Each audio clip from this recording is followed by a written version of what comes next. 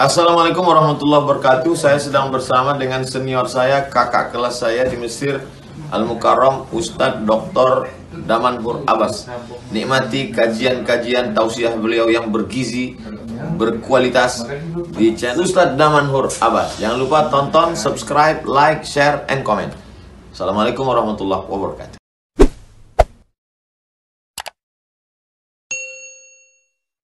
Assalamualaikum warahmatullahi wabarakatuh. Alhamdulillahilladzi ahyana ba'da ma amatana wa ilaihin nusyur. Asyhadu an la ilaha illallah lahu da'watul haqq. Harisun 'alaiha wa ujaba tabsyiri biha wa takum minkum ummatu yad'una ilal khair wa ya'muruna bil ma'ruf wa yanhauna 'anil munkar wa ulaika humul muflihun. Wa asyhadu anna Muhammadan 'abduhu wa rasuluhu بلغ الرسالة وأدى الأمانة ونصح الأمة وكشف الغمة حتى أتانا اليقين ليلها كنهارها لا يزيغ عنها إلا هالك. اللهم صل على سيدنا محمد النبي الأمي وعلى أزواجه أمهات المؤمنين وذرياته وآل بيته وأصحابه أجمعين. رب اشرح لي صدري ويسر لي أمري واحلل عقدة من لساني يفقهوا قولي أما بعد.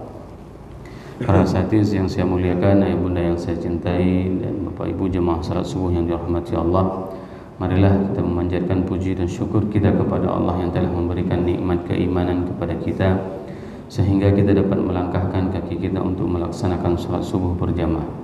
Salawat dan salam mari sama-sama kita panjatkan kepada junjungan kita Nabi besar Muhammad sallallahu alaihi wasallam yang telah mengajarkan kepada kita berbagai macam aspek tatanan kehidupan ini, sehingga kita tahu apa yang harus kita lakukan pada saat kita terbangun dari tempat tidur kita. Rasul mengajarkan kepada kita segala aspek tatanan kehidupan ini agar apa? Agar kehidupan kita yang kita jalani ini sukses di dunia dan di akhirat. InsyaAllah pada subuh yang berbahagia ini kita akan memasuki surat baru, yaitu surat At-Tariq, di mana Imam Ahmad Ibnu Hanbal meriwayatkan dari Abu Hurairah radhiyallahu anhu bahwasanya Rasulullah sallallahu alaihi wasallam membaca surat Tariq tersebut pada saat salat Aisyah. Ada dua surat yang dibacakan oleh baginda Rasulullah sallallahu alaihi wasallam di saat melaksanakan salat Aisyah.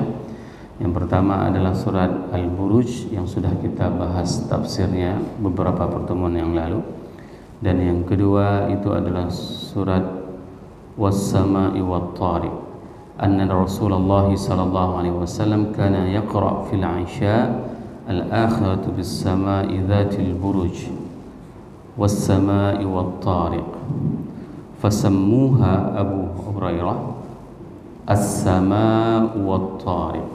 Abu Hurairah menamakan surat ini dengan surat As-Sama'u wat-Tariq.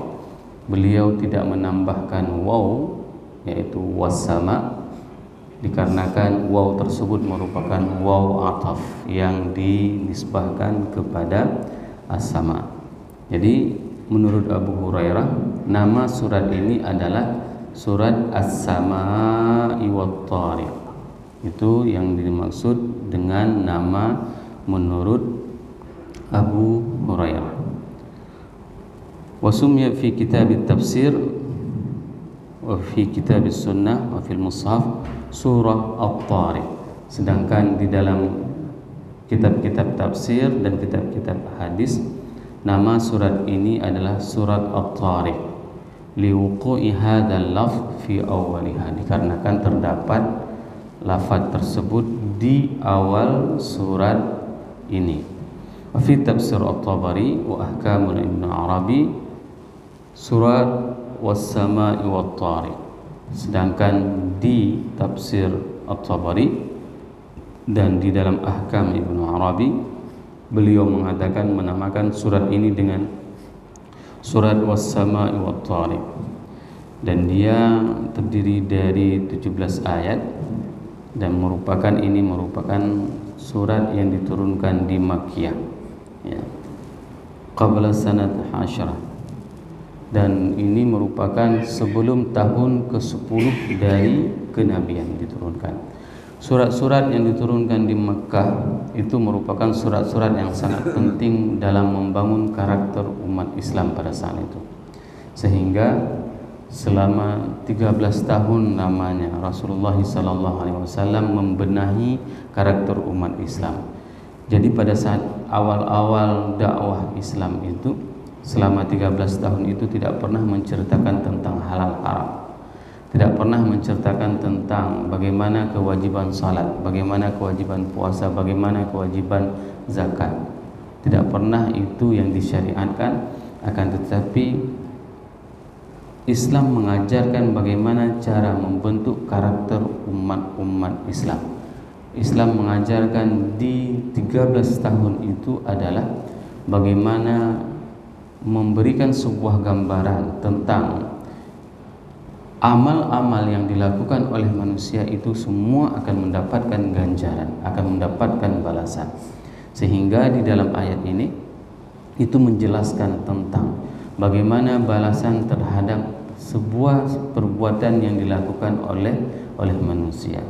Dan di dalam ayat ini, dalam surat ini juga Allah menjelaskan kepada kita bahwasanya keberadaan hari kebangkitan itu merupakan sesuatu yang pasti, janji pasti dari Allah kepada kita semuanya, bahwasanya kebangkitan itu adalah sesuatu yang pasti terjadi, dan itulah yang diingkari oleh orang-orang musyrik. Orang-orang musyrik mereka tidak mau mempercayai akan adanya hari kebangkitan. Bagaimana mungkin manusia bisa dibangkitkan padahal mereka sudah mati? Dan hal itu merupakan sesuatu yang sangat mudah bagi Allah. Pada saat manusia ini tidak ada sama sekali sebelumnya, Allah mampu menciptakan dari tidak ada menjadi ada. Apalagi setelah ada untuk diciptakan kembali. Dan di dalam surat ini juga Allah menceritakan bagaimana proses penciptaan manusia. Mari sama-sama kita membacakan ayat 1 sampai dengan ayat 3 saja. Semoga setelah kita mengetahui arti 1 sampai dengan 3 kita dapat menghafalnya. Dan setelah kita mengkhatam tafsir ini, mudah-mudahan kita telah menghafal surat At-Tariq tersebut sehingga kita dapat membacanya di waktu salat Isya. A'udzubillahi minasyaitonirrajim. Bismillahirrahmanirrahim. Was-samaa'i wat-tariq wa ma adraka mat-tariq an-najmu ats-tsaqib. Iftataha surah bil qasam tahqiq lima yuqsamu alaihi wa tashwih ilaihi kama taqaddama fi sawabiqha. Allah di sini membuka surat ini dengan sebuah sumpah. Pada saat Allah bersumpah itu menunjukkan sesuatu yang disumpahi oleh Allah itu merupakan hal yang penting. Allah bersumpah menunjukkan sumpahnya itu adalah penting. Sama halnya pada saat kita memasuki ke dalam sebuah persidangan, maka kita dimintakan tanda bukti yaitu dengan bersumpah.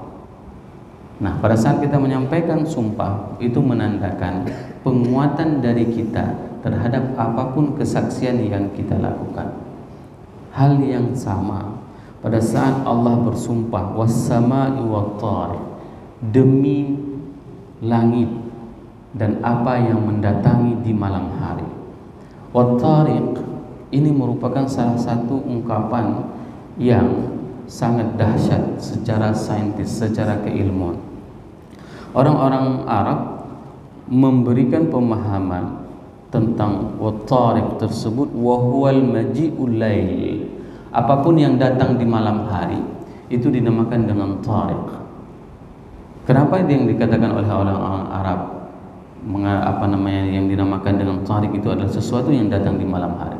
Pada saat kita melihat ke langit dan kita bisa melihat bahwasanya apa yang datang di malam hari, yaitu kita akan melihat bintang-bintang di langit. Dan hal ini sebagaimana Allah berfirman, walaqad zayyana as-samaa'a ad-dunya bimasabiha. Dan Allah telah menghiasi langit dunia dengan bintang-bintang. Bahwasanya apapun yang terlihat pada mata kita pada saat malam hari, bintang-bintang itu merupakan batas langit dunia. Dan kita tidak tahu bagaimana dengan langit-langit yang lain, langit 1, langit 2, langit 3 sampai dengan langit ke-7. Itu Tidak pernah ada informasi yang kokoh tentang bagaimana jagat raya.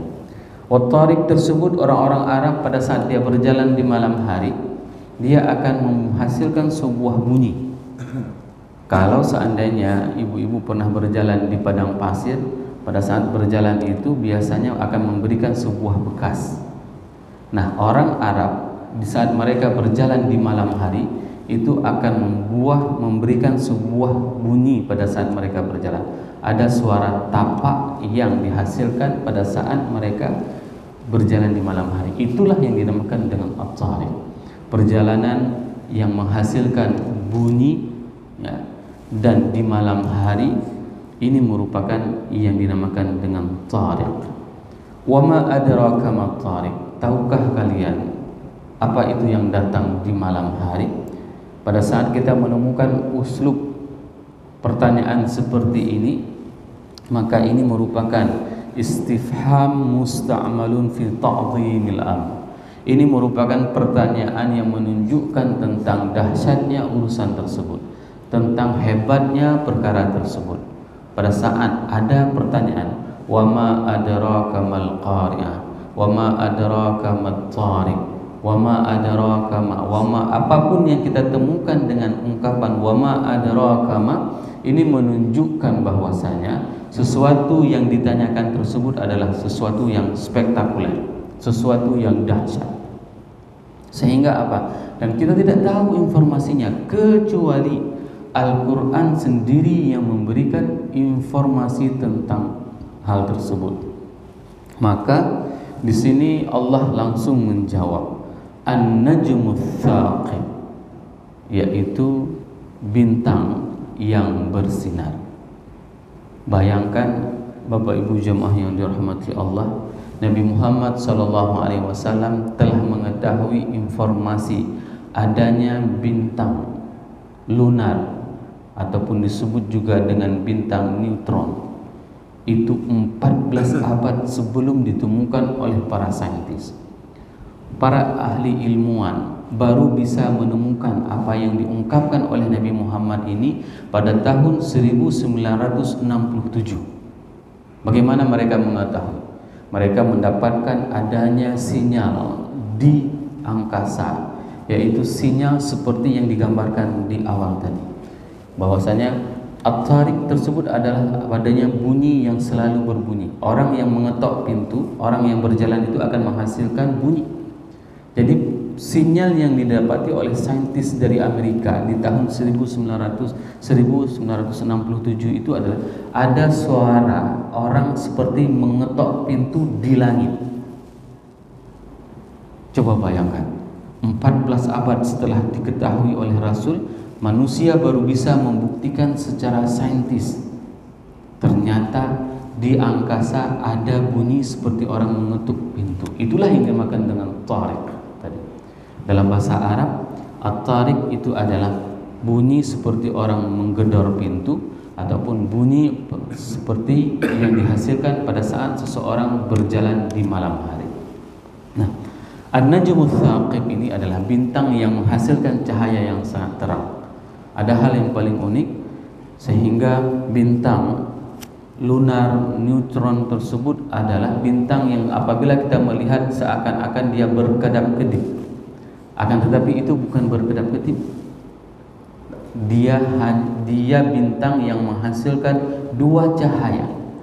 Tak ubahnya bintang ini adalah seperti bintang lampu mercusuar yang mempunyai dua sisi lampu. Ini kelebihan yang diungkapkan oleh Allah kepada siapa? Kepada Nabi Muhammad SAW. Jadi apapun yang disampaikan oleh Allah kepada baginda Rasulullah SAW itu merupakan sesuatu yang benar. Itu merupakan sesuatu yang pasti, dan akal manusia tidak bisa membenarkan sesuatu tersebut secara logika dan secara saintis kecuali setelah beberapa puluh abad lamanya. Hal ini terbukti apa yang disampaikan oleh Nabi Muhammad SAW 14 abad yang lalu itu baru bisa dibuktikan secara saintis hari ini di tahun 1967. Bayangkan, siapa yang memberikan informasi kepada Nabi Muhammad SAW tentang keberadaan bintang lunar yang ada di angkasa, yang mempunyai cahaya, cahayanya itu adalah dua sisi, seperti lampu mercusuar, kalau seandainya bukan dari Allah. Para ilmuwan menemukan bahwasanya bintang lunar ini sudah berumur 14 juta tahun lamanya. Keberadaan bintang tersebut sudah lamanya 14 juta tahun lamanya. Hari ini kita diberikan umur oleh Allah, paling lama umur kita itu adalah 60 tahun, 70 tahun, 80 tahun. Itu sudah sangat lama. Bahkan pada saat seseorang mempunyai umur 80 tahun, itu sudah tidak efektif lagi kehidupannya. Apalagi diberikan umur sampai dengan 100 tahun, maka dia akan kembali seperti anak kecil lagi. Maka pada saat kita menemukan sesuatu sumpah oleh Allah yang didapatkan di dalam Al-Quran, itu merupakan sesuatu yang memang dahsyat keberadaannya. Allah mengungkapkan di dalam surat Al-Waqi'ah, ya, fala uqsimu bimawaqi'in nujum. Pada saat Allah bersumpah dengan bintang-bintang, fa innahu lasyai'un 'azim. Sesungguhnya sumpah tentang bintang tersebut merupakan sesuatu yang sangat dahsyat. Para ilmuwan menemukan bagaimana beratnya massa bintang lunar tersebut. Matahari merupakan mempunyai berat yang paling luar biasa. Namun lebih dahsyatnya lagi, bintang lunar ini mempunyai berat 2 kali jauh lebih berat daripada matahari. Bentuk dia kecil, tidak seberapa luas, akan tetapi dia kepadatan masanya itu melebihi daripada padatnya matahari. Ini merupakan di antara makhluk Allah yang berada di luar angkasa. Makhluk-makhluk Allah yang Allah ciptakan, kesemuanya mereka itu adalah taat dan patuh kepada Allah, sehingga mereka tidak pernah jalan keluar dari porosnya. Hari ini pada saat ada orang yang keluar dari porosnya, apa poros kita? Yaitu kehidupan hidup dalam keadaan beragama Islam. Pada saat kita keluar dari Islam, maka kita keluar dari poros kehidupan kita. Bayangkan, semua tatanan surya yang ada di jagat raya ini tidak pernah keluar dari porosnya. Mereka berjalan sesuai dengan apa yang diperintahkan oleh Allah. Semestinya kita manusia, pada saat Allah berikan kepada kita kenikmatan, dengan berbagai macam kenikmatan yang Allah berikan kepada kita, kenikmatan bernafas, kenikmatan kesehatan, kenikmatan melihat, kenikmatan mendengar, seharusnya kesemua kenikmatan tersebut kita gunakan untuk meningkatkan keimanan kita kepada Allah dan kepada Rasulullah sallallahu alaihi wasallam.